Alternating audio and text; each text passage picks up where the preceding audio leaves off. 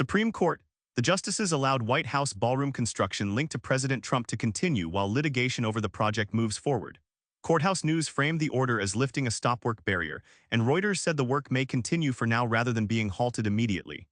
NPR and The Washington Post also described a temporary ruling, which means the merits fight is not finished. The practical effect is that contractors and federal officials can keep acting while challengers seek a more durable judicial limit. That matters because physical work can change the facts on the ground before a final opinion arrives.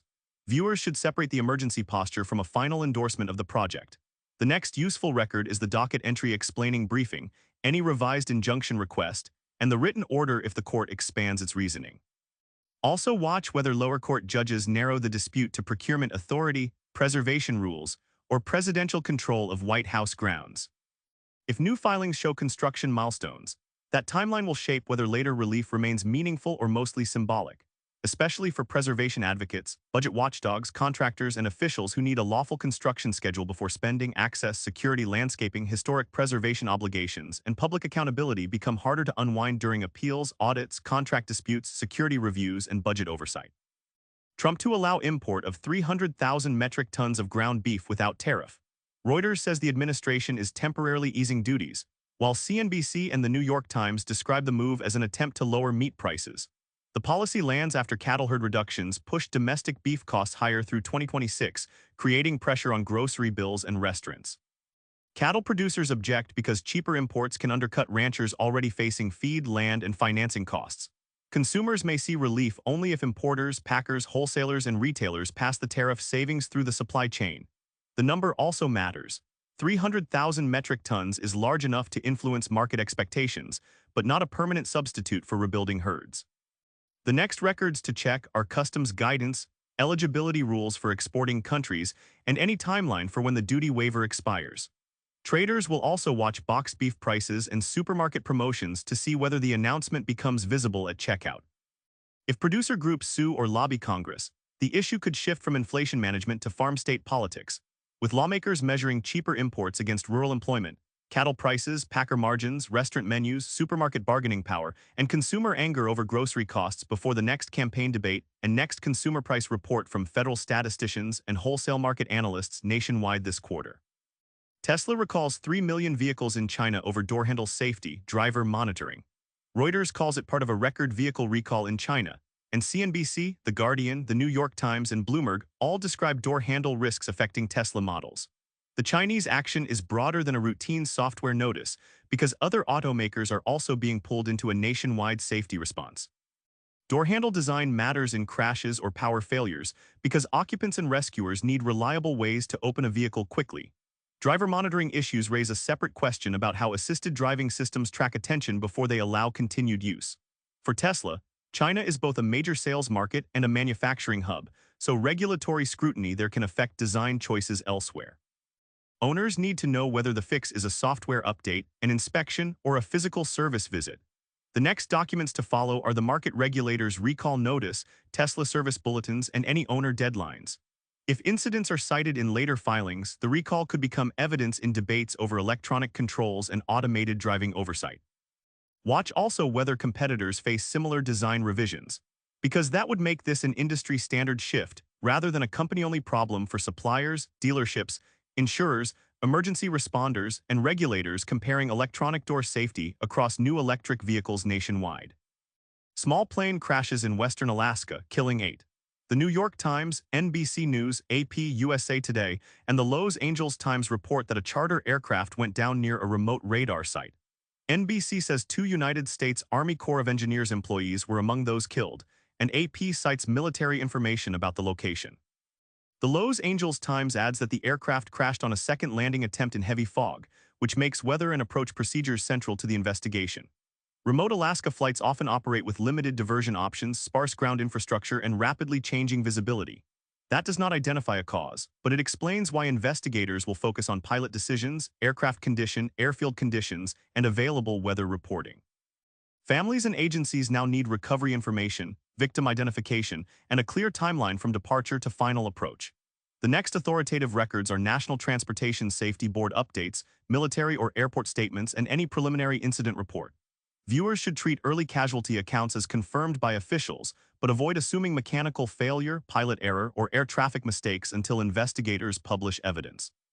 If the preliminary report names visibility, runway equipment, or charter oversight gaps, the crash could lead to operational changes for remote flights, including route planning, approach minima, passenger briefings, and weather equipment at isolated public service sites.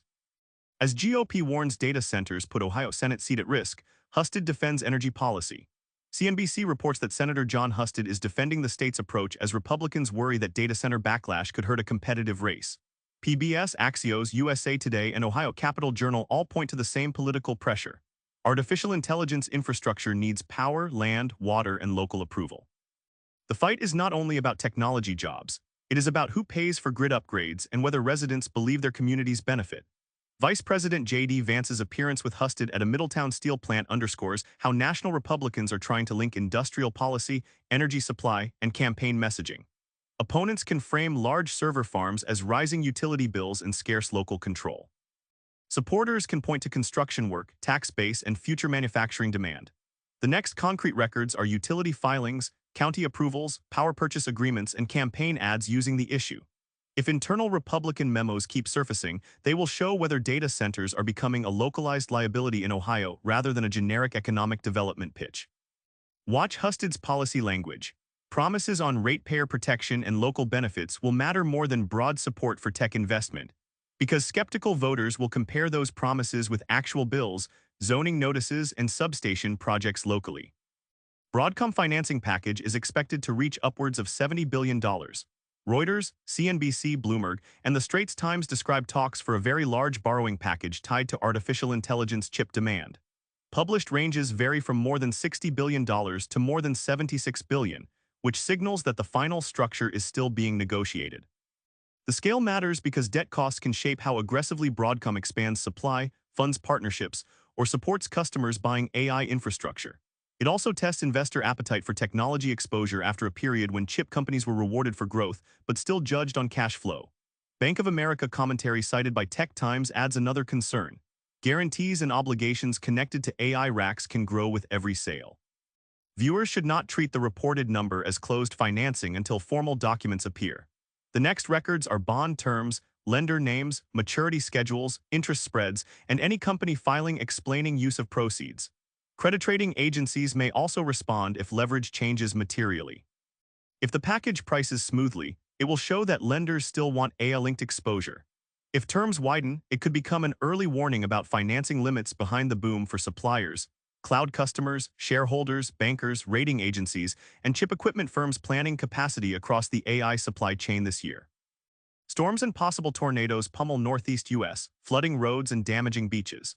NBC News, the Seattle Times, Marietta Daily Journal, Click on Detroit, and Bay News 9 report severe weather across the Northeast with road flooding, coastal damage, and possible tornado activity. The immediate public issue is safety. Flooded streets can hide washouts, and beach erosion can leave unstable dunes, damaged access points, and dangerous surf. Possible tornadoes require confirmation from Weather Service survey teams, so early reports should be read as damage signals rather than final classifications. Local emergency managers will prioritize road closures, utility restoration, and checks on vulnerable neighborhoods before they calculate total losses. The event also matters because Northeast communities often have dense infrastructure near rivers, older stormwater systems, and busy coastal tourism areas. A short burst of intense rain can therefore disrupt travel and local business even without a named tropical system. The next authoritative sources are National Weather Service survey results, municipal damage assessments, and state transportation updates. Residents should watch boil water notices, beach closures, and insurance documentation guidance rather than only headline wind speeds.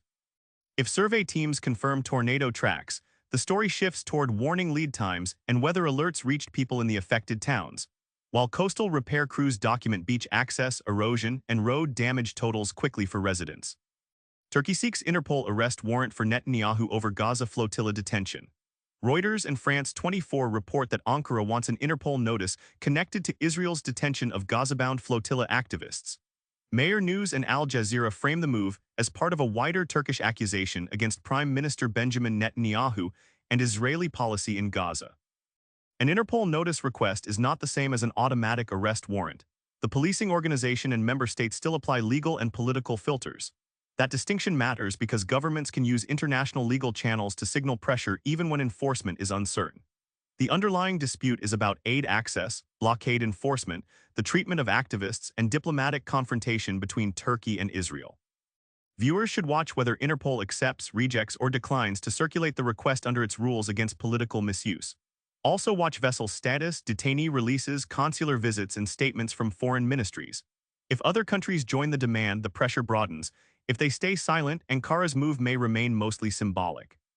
Any Israeli response about Syria or regional security could widen the story beyond the flotilla case and into a larger bilateral clash involving NATO diplomacy, Gaza aid routes, regional military posture, consular access, maritime law, and competing genocide allegations in European and Middle Eastern capitals now.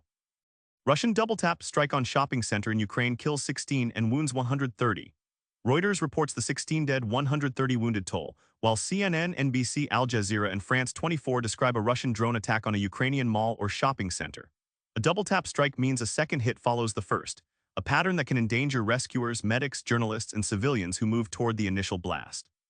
That tactic is why casualty numbers can rise after emergency workers arrive, and why officials often pause recovery work until air defense teams assess continuing risk. The location also matters. A commercial site turns the attack into a civilian protection issue, not only a battlefield update. Ukraine will likely highlight the incident in appeals for air defenses and accountability. Russia's claims, if any, need to be compared against verified images, local authority statements, and independent reporting. The next records are regional casualty updates, hospital figures, strike footage, and military statements about the drones used. Watch whether the toll changes as rubble is cleared and whether allies cite the strike when announcing new defense aid. The broader consequence is pressure on peace diplomacy, because attacks on civilian spaces harden public and political resistance to concessions, especially when rescue crews become part of the target pattern itself after the first explosion on Scene 2. California lawmaker overcomes pro-Israel spending to win special election. Jewish Telegraphic Agency identifies the winner as progressive Aisha Wahab over AIPAC-backed Hernandez, and Al Jazeera, the New York Times, CNN, and the Washington Post also report Wahab's victory. CNN says the race filled Eric Swalwell's House seat, making the result immediately relevant to Democratic numbers in Congress. The campaign is being read nationally because outside spending tied to Israel policy failed to stop a candidate running from the party's progressive wing. That does not mean every district will react the same way, but it gives strategists evidence about message, turnout, and donor influence. Voters also weighed a local replacement contest, so district issues and candidate familiarity still matter. The next records are certified totals, precinct-level turnout, outside spending reports, and Wahab's committee assignments after taking office. Democratic leaders will watch whether she joins existing progressive blocs or builds a more district-specific profile. Pro-Israel groups will study whether the spending failed because of message, timing, candidate quality, or voter fatigue with negative ads. If the result shapes endorsements in nearby races, this special election becomes a test case for how foreign policy spending plays inside Democratic primaries and safe seat contests, especially where local credibility competes with national donor campaigns and district-level progressive organizing before certification and the swearing-in process.